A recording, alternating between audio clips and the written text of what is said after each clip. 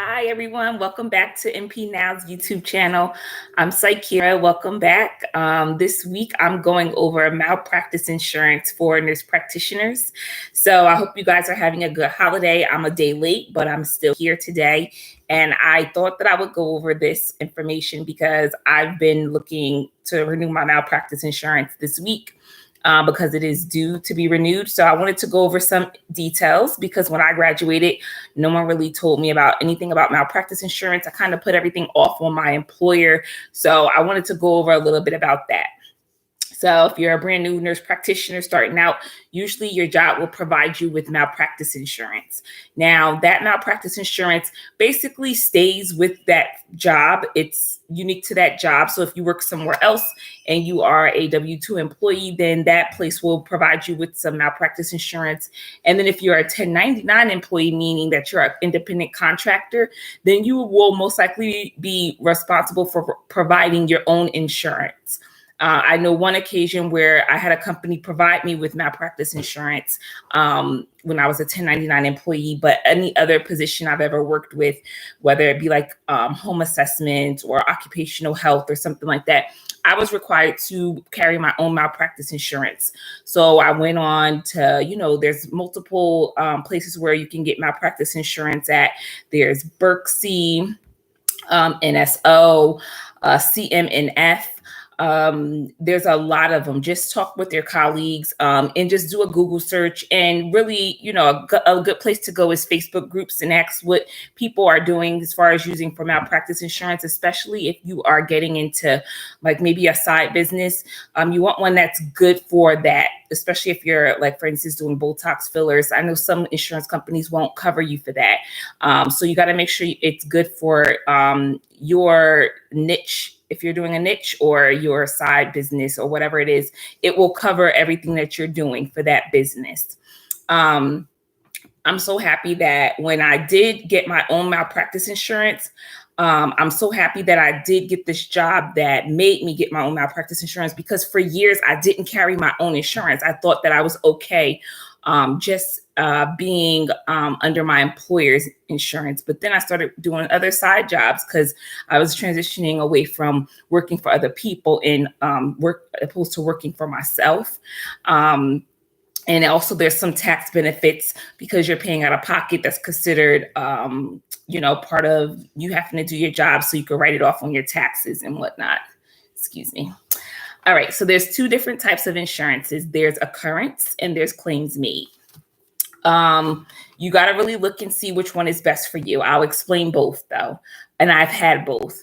So with Occurrence, with Occurrence, it covers you for the lifetime. It covers for the lifetime, you for a lifetime. So for instance, regardless of when the claim was made, if you have an occurrence malpractice insurance, you are covered for that claim. So say, for instance, you were working at a pediatric clinic back in 2003. All of a sudden you get a claim from, whatever party saying that, your name was in a lawsuit for such and such thing. Well, you would be covered with Occurrence, even if you don't have that policy anymore. It's decades old. So your malpractice will cover you at that point because it's 2001. And I believe that's the most popular one. I'm not sure if pricing varies, to be honest, between these two. Claims Made is usually offered to physicians because certain physicians have a higher, lawsuit claim against them, a higher occurrence of that. So Claims Made is actually one that most physicians can only get, which I found that out when I started working for my current job. And with that policy, you will only be covered for the time that you are currently in that policy. So it only covers claims that happen or are reported within the policy time frame or period. So, for instance, if something happened back in 2003 and you get a claim here in 2001 from that, then you will not be covered. So how do you remedy that? You get tail-end coverage. So tail-end coverage will cover you for that incident that happened back in 2003. I also hear that a lot of people get Occurrence because it may be cheaper for their specialty. I'm sorry, they get claims made because it's cheaper for their specialty and they have a very low risk chance of being sued at it for whatever reason. So I hear a lot of people do it that way. But I've been hearing that tail-end insurance can cost a lot of money, like $5,000-$10,000. So that's one of the questions that you want to ask when you are negotiating your contract. Okay, if they only are able to offer claims made because of that business or because of their history or whatever, you want to negotiate for them to provide you with tail-end coverage so that when you leave that job, you are covered regardless, and you don't have to be staying awake at night thinking like, oh, what if something happens? Am I gonna whatever? But let's back it up a bit. We all should be doing our best to do our due diligence to make sure that we practice ethically and also use our clinical skills to make the best decisions for patients.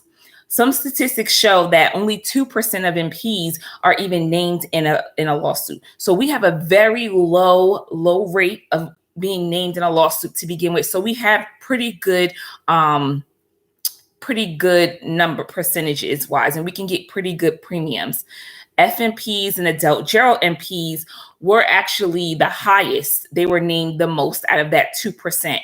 I thought it would have been like OB or pediatrics or something like that, but no. It's actually FNPs and adult geros.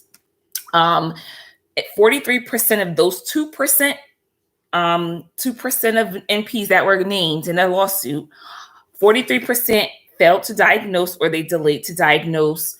29% failed to provide proper treatment, and 16% was involving prescribing. So that to me says that these are very simple things that we need and that we can basically avoid those things.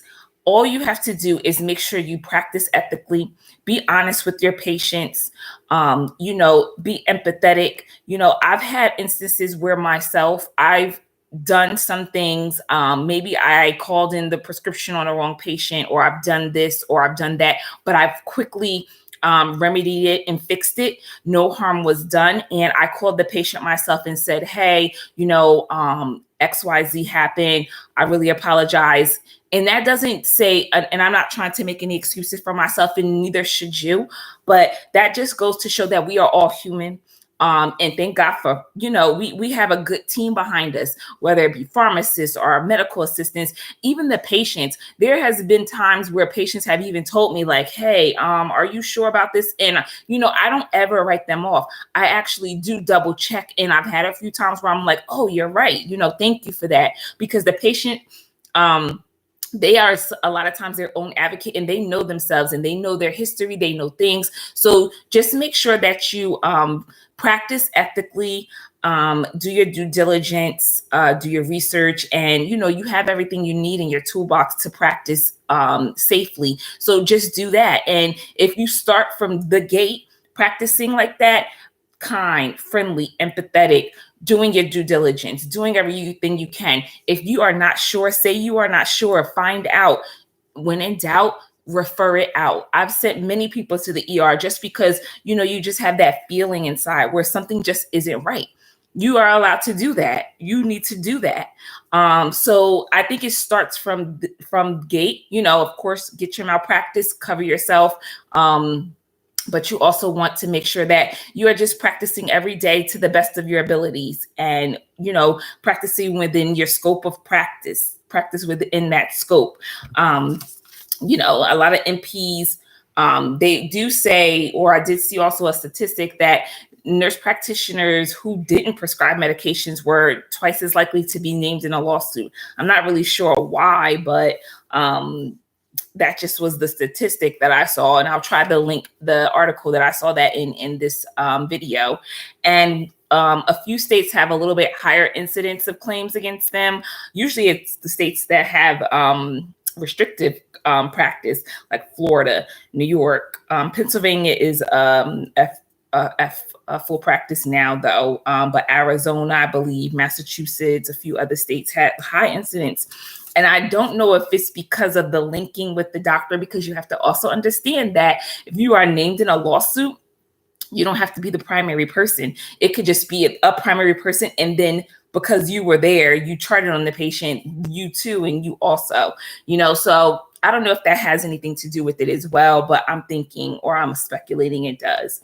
So just to wrap this up a little bit real quick, make sure that, you know what type of insurance or malpractice insurance you will need. I think it's a good idea to get your own independent malpractice insurance outside of your work, especially if you're doing work outside of your full-time job. And then make sure that they will cover you for whatever services you're offering. And then there's claims made, which carries a lifetime. And then there's there's occurrence, which carries a lifetime with you, regardless of when the claim was made. And then there's claims made, which only lasts as long as the policy is in place, and you want to get tail-end coverage when you get that type of insurance.